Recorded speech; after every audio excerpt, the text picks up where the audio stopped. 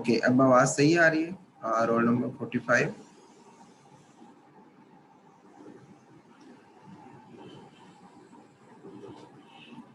Okay, ठीक है। सो I am Mohammad बिन मंशा from Allama Iqbal medical college Lahore. I am student of 4th year MBBS। मैं पिछले 4 साल से जो है MD कैट को पढ़ा रहा हूँ, और उसके अलावा जो है मैं 4 साल से मेरा इसमें प्री क्लासेस और जो रेगुलर सेशंस हैं उनमें बायोलॉजी का एक्सपीरियंस है। बस मेरे साथ अगर आपने पढ़ना है तो 2-3 चीज़ें आपके ज़हन में रखनी पड़ेंगी। नंबर 1 कि हम जो चीज़ भी पढ़ेंगे आपने वो चीज़ डेली के डेली लिखनी है। आपने वो लेक्चर को नोट करना है, उसमें जो चीज़ें मैं आपको एडिशनल बताऊंगा आपने वो चीज़ें एडिशनल लिखनी है, और जो बुक से रीडिंग करनी है वो कैसे आपने नोट्स बनाने हैं। I will guide you people कि आप लोग जो है कैसे MCAT को टैकल करेंगे, कैसे हम बायोलॉजी को लेके चलेंगे। मैं आपके साथ 1 वीक के लिए हूँ, और 1 वीक के अंदर हम सिलेबस के अलावा भी बहुत सारी चीज़ें जो है साथ साथ लेके चलेंगे। स्पेशली जो टेक्निक्स हैं तैयार करने की सिलेबस को, जो टेक्निक्स हैं MCQs को सॉल्व करने की, और लास्ट नंबर पे मोस्ट इम्पॉर्टेंट जो टेक्निक्स हैं आपको अपने सिलेबस को शॉर्ट लिस्ट करने की। हम सारी चीज़ों को 1 बाय 1 लेके चलेंगे, और इंशाल्लाह मुझे बहुत उम्मीद है कि आप लोग जो हैं वो इन सारी चीज़ों को फॉलो करेंगे।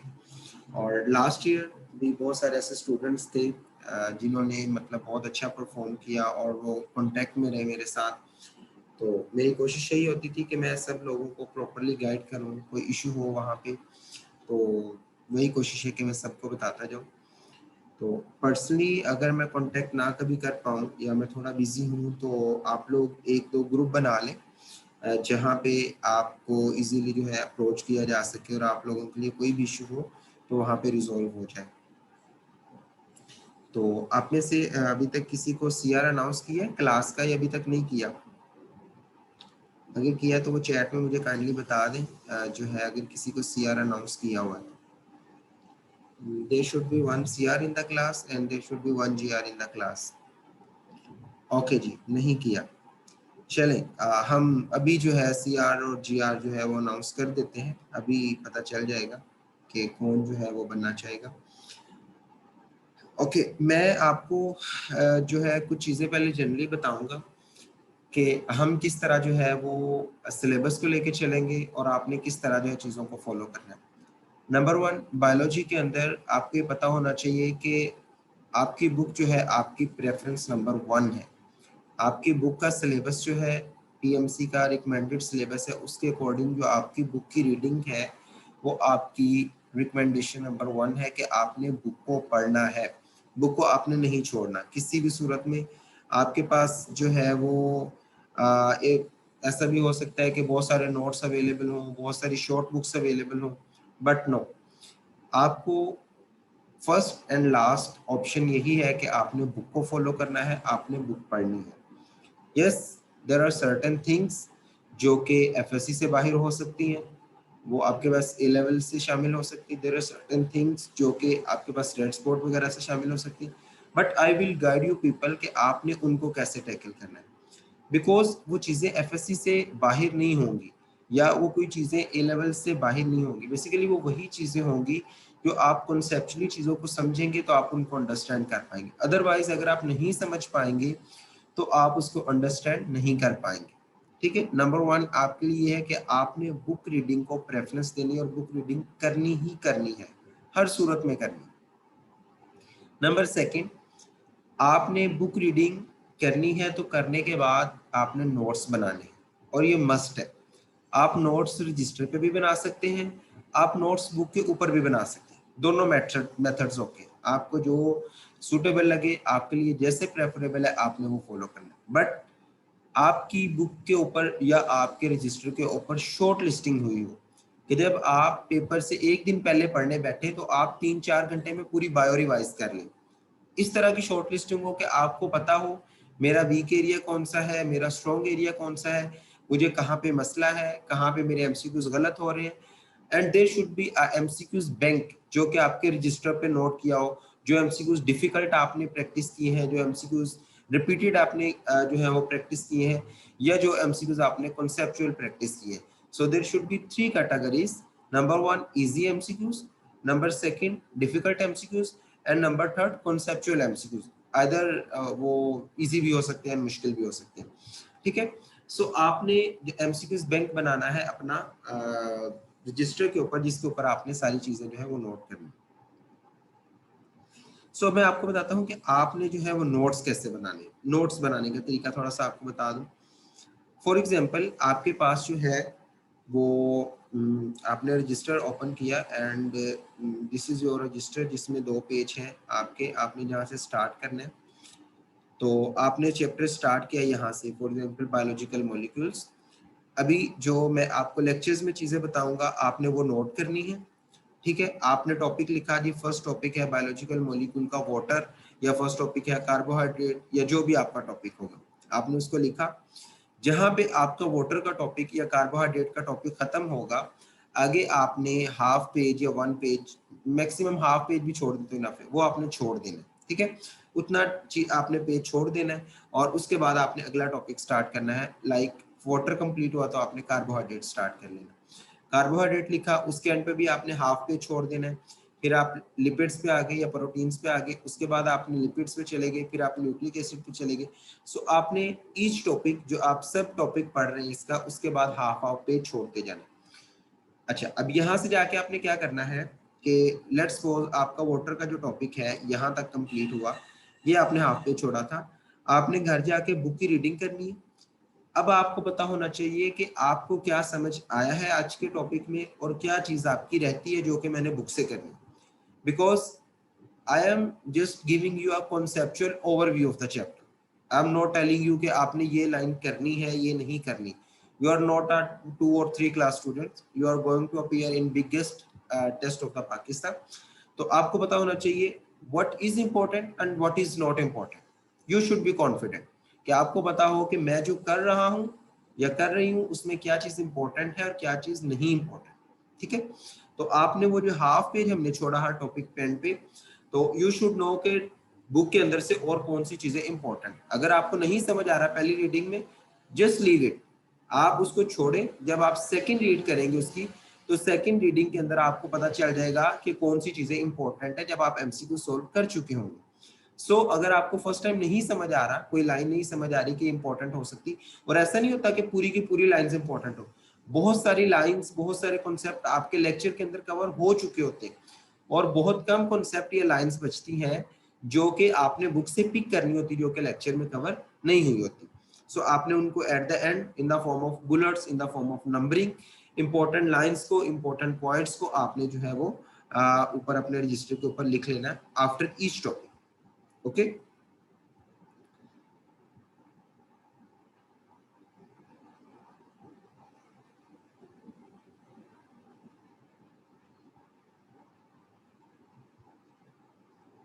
ओके. इसके बाद आपने ये कर लिया. उसके बाद आपने क्या करना है, just after you have completed one complete topic, biological molecule आपका कंप्लीट हो गया. आप एक एमसीक्यू टेस्ट देंगे या आप कोई प्रैक्टिस करेंगे, आपके पास कोई मटेरियल होगा प्रैक्टिस का, या आप ऑनलाइन एमसीक्यूज का देंगे. आप वहां पे देखेंगे कौन सा ऐसा एमसीक्यूज है जो आपका गलत हुआ है और आपको उसकी लॉजिक नहीं पता थी. आपने हर टॉपिक एंड पेजेस, लाइक आपका बायोलॉजिकल मॉलिक्यूल कंप्लीट हुआ है, तो आपने बायोलॉजिकल मॉलिक्यूल कंप्लीट होने के बाद 2 और 3 पेजेस छोड़ देने. उसमें 1 या 2 पेज पे आपने एमसीक्यूज लिखने विद ऑप्शन. एक ही लाइन में आप उसके 5 ऑप्शन लिखते हैं 2 लाइंस में, एक्सेप्ट वो वाले एमसीक्यूज जो कि लंबी स्टेटमेंट वाले होते हैं, उनको एक दफा आप बार बार प्रैक्टिस करिए, उनको जिस जगह पे आप कर रहे हैं वहां पे हाईलाइट कर लें. और आपने क्या करना है कि वहां पे जो है जो आपकी एमसीक्यूज की डिस्कशन होगी, टेस्ट की डिस्कशन होगी, उसके इंपॉर्टेंट पॉइंट्स लिखने. जब आपका ये एक टॉपिक कंप्लीट होगा बायोलॉजिकल मॉलिक्यूल, आइदर आपने बुक के ऊपर शॉर्ट लिस्ट किया है और बुक के आखिरी पेज के साथ एमसीक्यू स्टेपल कर लिए, या आपने रजिस्टर पे शॉर्ट लिस्ट किया, आपके पास एक कंप्लीट मटेरियल होगा in which you have lectures, book material, MCQs material and discussion material. आपके पास जब आप एंड पे उस चैप्टर को रिवाइज करेंगे, you will just have 20 or 25 minutes to revise that chapter. तो आप पूरे 20 से 25 मिनट्स में important things and MCQs and each and everything जो आपने पूरे इस पूरे 2-3 मंथ में आपने प्रैक्टिस करनी है, अब तो 2 मंथ्स रह गए आपने प्रैक्टिस करनी है, आप कर चुके होंगे, ठीक है। सो ये होगी आपका किस तरह से आपने शॉर्ट लिस्टिंग करनी है। उसके बाद एमसीक्यूज के पॉइंट ऑफ व्यू से लास्ट जो हम बात डिस्कस करनी है, एमसीक्यूज के पॉइंट ऑफ व्यू से आपने थोड़ा सा जो है उस चीज को समझना है कि एमसीक्यूज हमने पिक कैसे करना है और एमसीक्यूज का ऑप्शन कैसे पिक करना है। आप इस चीज में ऑलरेडी एक्सपीरियंस कर चुके होंगे जो रिपीटर्स हैं, और इसी तरह जो है फ्रेशर है वो भी एफएससी के लेवल पे कुछ ना कुछ जो है वो कर चुके होंगे। एमसीक्यूज में number 1 and which is most important, always read the heading carefully. आपके पास ऊपर हेडिंग दी हुई है, क्वेश्चन दिया हुआ, उसको केयरफुली रीड करें। there may be an option of accept, there may be an option of like कि आपसे वो किसी चीज की एक्सेप्शन पूछ रहा है या किसी चीज के बारे में ऑल ऑफ दीज वाला ऑप्शन पूछ रहा है। सो आपने रीडिंग को बड़े केयरफुली पढ़ना है। उसमें एक बंदे की बात हो रही है, 2 बंदों की बात हो रही है, एक सेल की बात हो रही है, 2 सेल्स की बात हो रही है, सो उसको बड़े तरीके से और बड़ी केयरफुली पढ़ना है। Then read all the options, A B C D, all the options. आपने सारे ऑप्शंस पढ़ने हैं, कितने ऑप्शन है सबको आपने पढ़ना है अच्छे तरीके से। इवन अगर आपको लगे कि ए ऑप्शन हो सकता है, कोई बात नहीं, आप बी भी पढ़े, सी भी पढ़े, डी भी पढ़े, तो आपको पता चलेगा कि हो सकता है उसमें कोई चेंज हो, ठीक है। सो एमसीक्यूज को बड़ी केयरफुली रीड करना है एंड देन सारे ऑप्शन रीड करके then choose the best answer, not correct answer. In MCAT you have to choose the best answer. हो सकता है 2 ऑप्शन भी बन रहे हो सकता है 3 ऑप्शन भी बन रहे हो, but you have to choose the best answer. And believe me, अगर आप इस तरह फॉलो करते हैं और इस तरह, आई एम नॉट सेइंग कि आप जो एग्जैक्ट जो है कॉपी पेस्ट इस चीज को करें, you can change, you can adjust these thing. Like आपकी शॉर्ट लिस्टिंग अगर रजिस्टर पे नहीं कर सकते, you can do on book. अगर आप एमसीक्यूज बैंक नहीं ऐड कर सकते, you can highlight on the material, कि जहां आप एमसीक्यूज प्रैक्टिस कर रहे हैं, जो आपको डिफिकल्ट एमसीक्यूज लगा आप उसको हाईलाइट कर लें। बट आपने इन चीजों को अलग करना है। आपको पता हो कि मैंने किन चीजों में गलती की है, कौन सी चीज जो है गलत हुई है। So at the end of the day आपको ये मसला ना हो, आपको ये ना समझ आ रही हो कि कौन सी चीजें मुश्किल थी, किस चीज में मुझे मसला था, तो ऐसा कोई सिचुएशन ना क्रिएट हो, ठीक है। एंड लास्ट थिंग यही कि आपने जब एक दिन पहले आपका फुल सिलेबस नहीं ना रिवाइज होता, तो आप ऑब्वियसली थोड़ा टेंशन में होते हो कि मेरा पूरा सिलेबस नहीं रिवाइज हुआ और मेरी ये चीजें रहती हैं, और एट द एंड ये सारी चीजें स्ट्रेस बिल्ड करती है, और स्ट्रेस जो बिल्ड होता है तो अल्टीमेटली हम अच्छा परफॉर्म नहीं कर पाते। तो हम स्ट्रेस के अंदर अंदर ही 2-3 एमसीक्यूज गलत कर बैठते हैं। And you know this is biggest competition, कि आप जिस फील्ड में आए हैं इसमें सबसे बड़ा कंपटीशन है ये, and you have to perform the best. आपको 195 196 नंबर लेने हैं। सो इसका यही फॉर्मूला है कि आप बायो के अंदर और केमिस्ट्री के अंदर कोई गलती नहीं करें, ठीक है। ये सबसे बेस्ट फॉर्मूला, और ये बहुत इजी सब्जेक्ट्स हैं दोनों, जिसमें आपका गलती का चांस नहीं है, और आप ना ही करें तो सबसे अच्छा आप परफॉर्म कर सकते हैं, ठीक है। फिजिक्स में समटाइम्स अगर आप न्यूमेरिकली अच्छे नहीं है तो गलती का इम्कान हो सकता है, रीजनिंग के अंदर ऐसा हो सकता है, बट इन 2 सब्जेक्ट्स के अंदर एटलीस्ट आप सबको पूरे नंबर लेना चाहिए, एंड आई होप कि आप सब लोग इसमें इंशाल्लाह पूरे नंबर लेंगे। So this is all about how we will proceed, how we will do the short listing, and how we will solve the MCQs. So I need one student from the boys and one student from the girl, and I will decide कि कौन होगा। अभी हम next जो है page की तरफ move करते हैं, and when who will give the answer on the spot, I will make him CR or GR of the class. So be attentive everyone. हम इसी चीज पे डिसाइड करेंगे, and if he will not perform properly in next MCQs, obviously हम CR जो है उसको change करते रहेंगे। बट आई नो कि ये सीआर बनना is not a big achievement. At the end of the day आपको ये होना चाहिए कि what we will you get the marks, आपके मार्क्स कितने, आप क्या परफॉर्म कर पाते हैं, और उसी चीज में सारी चीजें हम देख सकते हैं, ठीक है। सो हम स्टार्ट करते हैं आज के लेक्चर, और लें जी, फर्स्ट एमसीक्यूज है, which organic compound is most abundant in the humans? जी, carbohydrate, lipids, proteins, water or ions?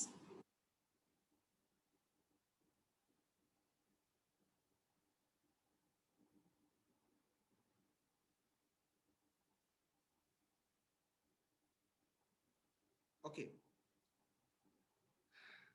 First of all answer दिया है जी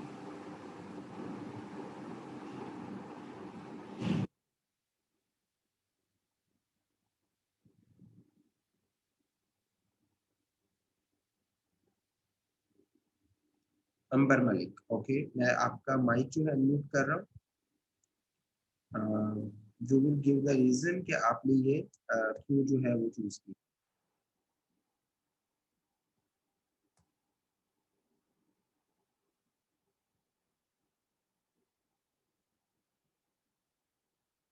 जी अंबर मलिक, आप बताइए आपने जो है वो प्रोटीन का ऑप्शन क्यों चूज किया। Unmute yourself. आवाज आ रही है सबको? हेलो।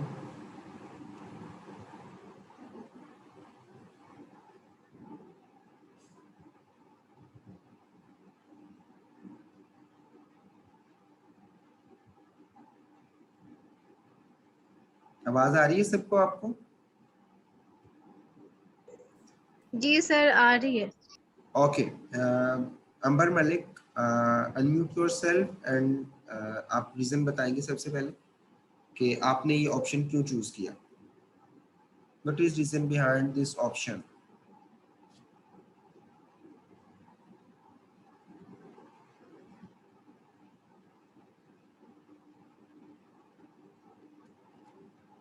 हेलो, आवाज नहीं आ रही है आपको? Sir carbohydrate is the most abundant in human. Protein जो होते हैं वो सेल्स में अबंडेंट होते हैं। ओके, ये किसने आंसर बोला अभी?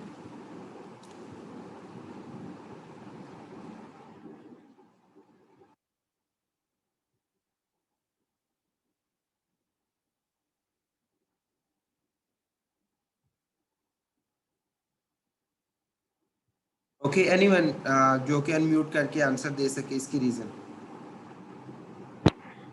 अस्सलाम वालेकुम सर। वालेकुम अस्सलाम जी। सर मैं आंसर करूं? जी जी करें आप answer. Sir I think proteins इसका आंसर है, क्योंकि प्रोटीन्स की परसेंटेज बॉडी सेल में सबसे ज़्यादा होती है, वो 15% होती है। बेरियल सेल में और मेमेलियन सेल में होती है 18%। अगर बाकी कंपोनेंट्स की हम परसेंटेज देखें तो वो इससे लेस होती है, तो इसलिए ये मोस्ट अबंडेंट कंपोनेंट जो है वो प्रोटीन्स ही है। ओके, एक उन्होंने आंसर दिया। इसके अलावा अगर कोई इस आंसर को अपोज करना चाहता है और कार्बोहाइड्रेट बताना चाहता है वो बताएं। एनीवन जो कि कहता है कि कार्बोहाइड्रेट है।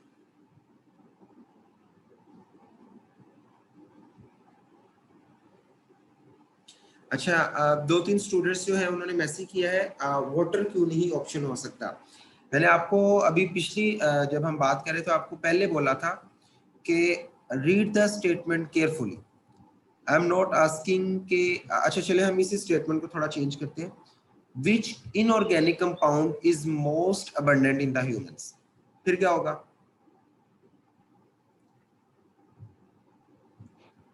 अगर मैंने इसकी जगह ऑर्गेनिक की जगह वर्ड लगा दिया है इनऑर्गेनिक कंपाउंड, और मैं अगर ऑर्गेनिक को काट भी देता हूं, अगर मैं ये कह देता हूं विच component is most abundant in the human body, so always read the statement carefully कि आपसे पूछा क्या जा रहा है और आपने आंसर क्या करना है। ठीक है? अच्छा, जिन लोगों को आवाज कट रही है ना, काइंडली आप अपना नेट भी जरा चेक कर लीजिए, हो सकता है आपका कनेक्टिविटी प्रॉब्लम हो। सो आपने जो है अगेन इस चीज को जो है वो जहन में रखना है। नंबर वन, आपका एक टेबल बना हुआ बुक के ऊपर पेज नंबर 1 पे, जिसमें परसेंटेजेस लिखी हुई है कि percentage of water, percentage of carbohydrate, percentage of protein, percentage of lipid and everything. So उसके अकॉर्डिंग आपको ये पता है हमारे पूरी बॉडी के अंदर जो सेल्स हैं, हमारी पूरी पूरी बॉडी बेसिकली सेल से ही मिलके बनी है। सो सेल में मोस्ट अबंडेंट अगर कंपोनेंट प्रोटीन है तो इट मींस हमारी पूरी की पूरी बॉडी के अंदर प्रोटीन है। सो हमारी पूरी की पूरी बॉडी जो है वो प्रोटीन से मिलकर बनी। 50% of the dry weight of the cell is made up of protein, so it is protein. But अगर आपसे थोड़ा डिफरेंट पूछ लेता, अगर आपसे एक्स्ट्रा सेलुलर जो है कंपोनेंट पूछ लेता, then it is carbohydrate. If overall body का वेटेज पूछ रहा है then it is protein which is organic compound. So आपने इन चीजों को, दो तीन चीजों को जहन में रखना है। ओके जी, अब ये जो फर्स्ट जिन लोगों ने आंसर किया उसको मैं बताता हूँ कौन कौन थे। ओके, नेक्स्ट है हमारे पास MCQs. These are sweet in taste, soluble in water and can't be hydrolyzed। जी, मोनोसेक्राइड्स, डाइसेक्राइड्स, ओलिगोसेक्राइड्स और polysaccharides.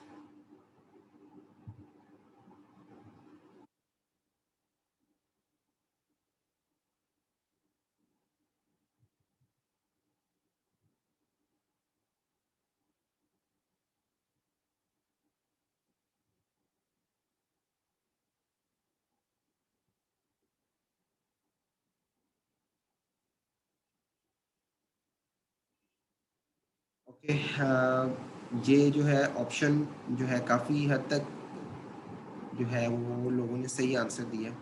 Okay, there is an confusion पिछले एमसीक्यूज में कि बच्चे ने पूछा है कि लिपिड जो है क्यों नहीं हो सकता। लिपिड की बेसिकली हम मेडिकली जो देखते हैं कॉन्सेप्ट ये कहता है कि जो लिपिड की कॉम्पोजिशन है वो पर्सन टू पर्सन वेरी करती है। हर पर्सन में लिपिड की जो कॉम्पोजिशन है वो इक्वल नहीं होती। Lipids are abundant in some people, in some human beings which is most abundant, क्योंकि कुछ जो होते हैं वो ओबेसिटी के शिकार होते हैं, कुछ जो उनमें वैसे फैट ज्यादा होती है। So it is most abundant in some human beings, not in all human beings. So जब हम जनरल कैटेगरी हम बात कर रहे होते हैं, we are talking about a normal human being जिसका नॉर्मल वेट है, हम 70 kg वेट लेके उसकी कॉम्पोजिशन निकाल रहे होते हैं। सो उसके अकॉर्डिंग हम नॉर्मल बात कर रहे थे। When we are discussing a specific case कि ये स्पेसिफिक केस है और इसमें क्या कॉम्पोजिशन होगी, देन हम उस स्पेसिफिक केस की तरफ जाएं। ठीक हो गया? ओके, अब सेकंड जो क्वेश्चन है वो उसकी मुझे कौन रीजन बताएगा?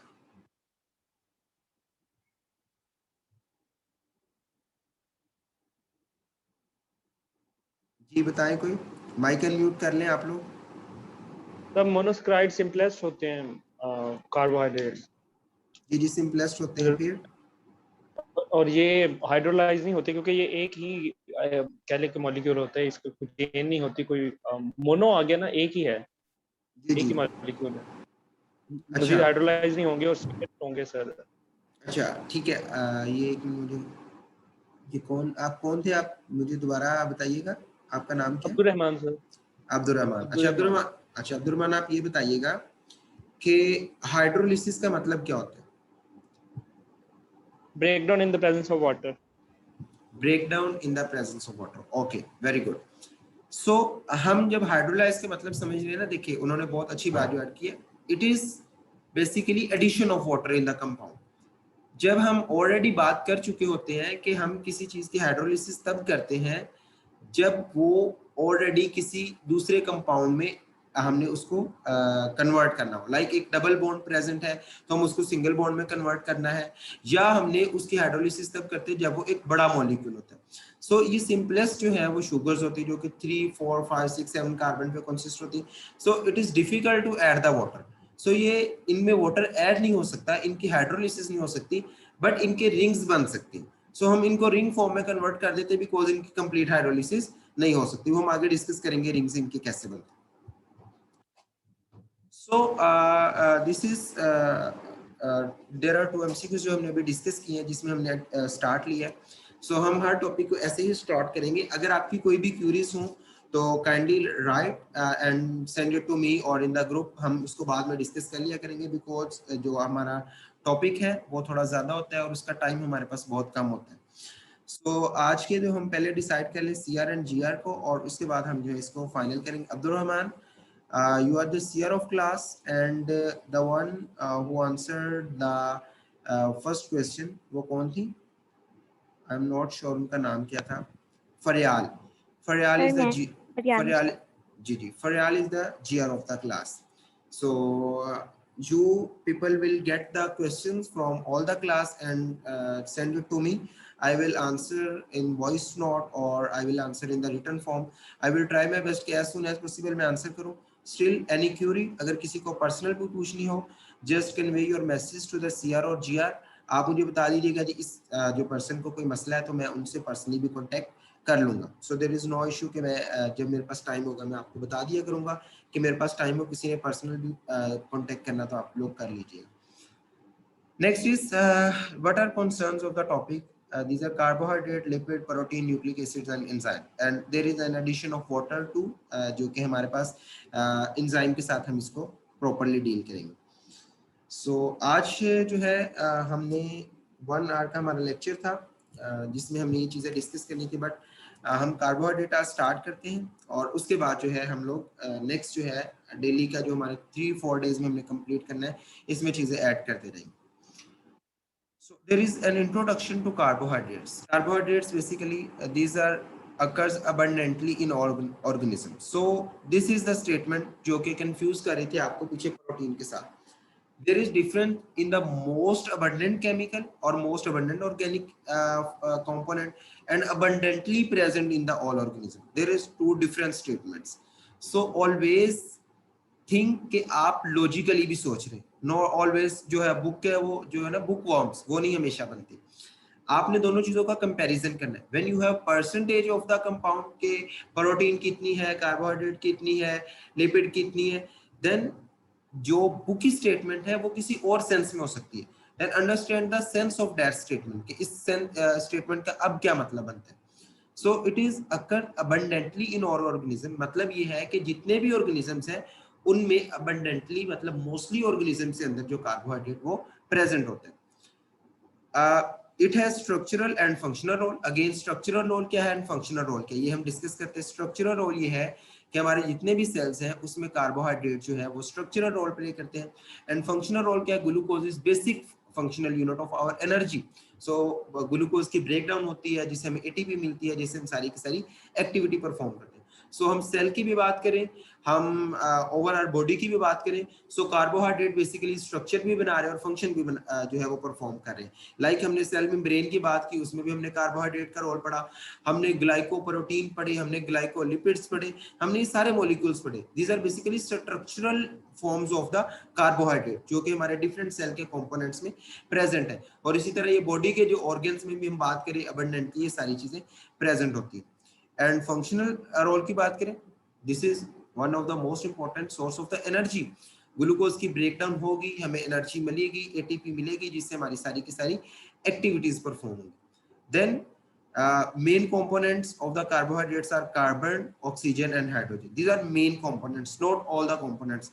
Either जो इसके अलावा जो है इनमें सल्फर भी प्रेजेंट हो सकता है, फॉस्फोरस भी प्रेजेंट हो सकता है, बट वो लिंकेज के लिए एंड इंटरलिंकेज के लिए वो सारी चीजें यूज होती हैं. What carbohydrate means? Hydrated carbon means ऐसा कार्बन जिसमें वाटर ऐड किया हुआ. सो हम इसका जो जनरल फार्मूला नॉर्मल फार्मूला लिखते हैं, हम जो कि छोटी क्लासेस में जब हम पढ़ते थे हमने कहा था जो इसका सिंपलेस्ट फार्मूला था इट इज CnH2, आगे वाटर का एडिशन कर लिया और it is H2 and N. So it is the simplest formula जो कि हम मोनोसेक्राइड के लिए भी आमतौर पे यूज करते हैं. सो आपने ये चीज ध्यान में रखनी है. So these are hydrated carbon के इनमें कार्बन के अंदर वाटर ऐड किया हुआ है. These are hydrated carbons.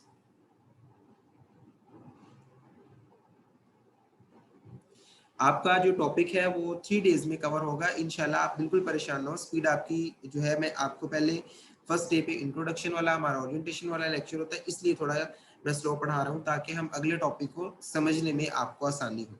सो आपने इस चीज की परेशानी नहीं लेनी कि आपका टॉपिक कितने डेज में कवर होगा. इस चीज में आपने परेशानी नहीं लेनी. Chemically carbohydrates are basically polyhydroxy aldehyde और कीटोन्स.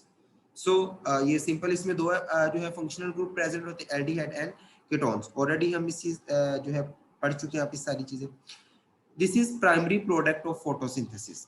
फोटोसिंथेसिस की it is one of the primary product के हमारे पास वहां पे 3 कार्बन मॉलिक्यूल बनता है जो कि मिलके फिर ग्लूकोज बनता है. फिर ग्लूकोज मिलके जो है वो आगे डिफरेंट मॉलिक्यूल, ग्लूकोज लैक्टोज के साथ मिलेगा तो लैक्टोज बनेगा, ग्लूकोज ग्लूकोज के साथ मिलेगा. सो इस तरह ये डिफरेंट जो हम बनाते हैं मॉलिक्यूल जो कि हमारे पास मिलके तो डिफरेंट आगे जो हमारे पास ओलिगोसैकेराइड्स बनते हैं, पॉलीसैकेराइड्स बनते हैं. अच्छा जी, ओके. इसकी example cellulose, cane sugar, milk sugar, ये सारी इसके डिफरेंट एग्जांपल्स है जो कि हमारे पास जो है प्रैक्टिकली हमारे पास प्रेजेंट होती है. So these are most important points जो कि कार्बोहाइड्रेट के लिए आपको पता होने चाहिए. इसके अलावा बहुत सारे पॉइंट्स है बुक के अंदर, but these are most important points which are important for the concept and important for the book reading and important for the MCQs point of view. Okay, then we are going to classify the carbohydrates into monosaccharides, disaccharides, oligosaccharides and polysaccharides.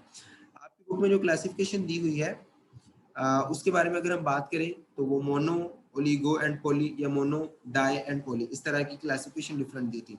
But हम इसको इसलिए classify करते हैं कि हम इनको जो है अगर कह लें कि 2-3 बेसिस पे क्लासीफाई कर रहे हैं.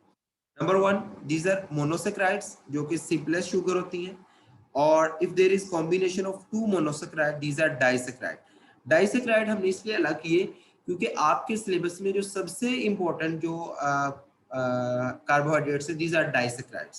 डाइसैकेराइड से आपकी कॉम्पोजिशन भी पूछी जाती है, लाइक आपसे पूछा जाता है सुक्रोज में कौन से 2 मोनोसेक्राइड होंगे, लैक्टोज में कौन से 2 मोनोसेक्राइड होंगे, माल्टोज में कौन से 2 मोनोसेक्राइड होंगे। सो ये एमसीक्यू उसके डिफरेंट पॉइंट ऑफ व्यू से पूछा जाता है। फिर उसके बाद आपसे पूछा जाता है कि इसमें डी ग्लूकोज होगा, एल ग्लूकोज होगा, वो भी हम आगे डिस्कस करते हैं सारी चीजें। So disaccharides are most important for the point of view कि आपके सिलेबस के लिए बहुत important. So we will classify into monosaccharide, then disaccharide, then oligosaccharide and then polysaccharides, ठीक है। सो इस तरह से आपने क्लासिफिकेशन को जहन में रखना है। ओके जी, then we are going to discuss about the monosaccharide. Monosaccharides are simple sugar which are sweet in taste, easily soluble and cannot be hydrolyzed, which is most important point. When आपको जो है mono, die, उसके अलावा आपके पास oligo and poly में difference करना पड़े, so first criteria is hydrolysis, कि हाइड्रोलिसिस किसकी पॉसिबल है एंड किसकी नहीं possible. Then we are going to discuss के which sugars are going to be reduced and which are going to be oxidized। फिर हम ऑक्सीडेशन एंड रिडक्शन क्राइटेरिया पढ़ेंगे जो कि हम कल इंशाल्लाह डिस्कस करेंगे डाइसैकेराइड्स के अंदर। These are polyhydroxyaldehyde and ketones। Again, जब भी हम स्ट्रक्चर की बात करते हैं मोनोसेक्राइड्स की, either aldehyde और कीटोन ग्रुप जो है वो प्रेजेंट होते हैं। 3 to 7 carbons are present in the monosaccharide. Okay, कुछ बुक्स के अंदर जो कि हमारे लिटरेचर की बुक है 3 to 9 कार्बन भी लिखा हुआ है, 3 to 7 भी लिखा हुआ है, 3 to 8 भी लिखा हुआ है, बट द स्टैंडर्ड इज जो आपकी बुक में लिखा हुआ है, आपकी बुक फॉलो करनी। इफ देयर इज कंफ्यूजन कि आपकी जो पंजाब टेक्स्ट में जो है 3 to 7 है, अगर सिंध में 3 to 9 है, सो अगर ऐसा कोई मसला है तो आप लोग ये मेरे से डिस्कस कर लीजिएगा, वी विल कंफर्म इट कि इसमें क्या चेंजेस हो सकती है। So according to the number of carbons we are going to classify the monosaccharides. Monosaccharide को क्लासिफाई करेंगे according to the number of carbons. If there are 3 carbon, these are trioses, then tetrosis अगर 4 होंगे, pentosis, hexosis, heptosis। So according to the number of carbon we are going to classify the monosaccharides into different classes: triosis, tetrosis, pentosis and so on। Okay, then all the monosaccharides they form ring in the aqueous solution। This is one of the most important thing जो कि आपको पता होनी चाहिए। we discuss glucopyranose, we are going to discuss ये different ring हम आगे discuss करेंगे। सो ये जो रिंग है ये कैसे बनती है? बिकॉज जो कार्बोहाइड्रेट है, मोनोसेक्राइड है, they are not going to be hydrolysed, ये हाइड्रोलाइज नहीं हो सकते। So when we add the monosaccharides in the aqueous solution they form a ring. क्योंकि हाइड्रोलाइज नहीं हो सकते, इनकी पार्शियल हाइड्रोलिसिस पॉसिबल होती है।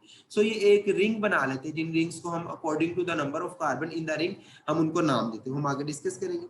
These are present in fruits and one of the most important, blood has 0.08% of glucose, जो कि blood की total composition है उसमें इतने परसेंट जो है वो glucose present होती है। So this is also one of the most important।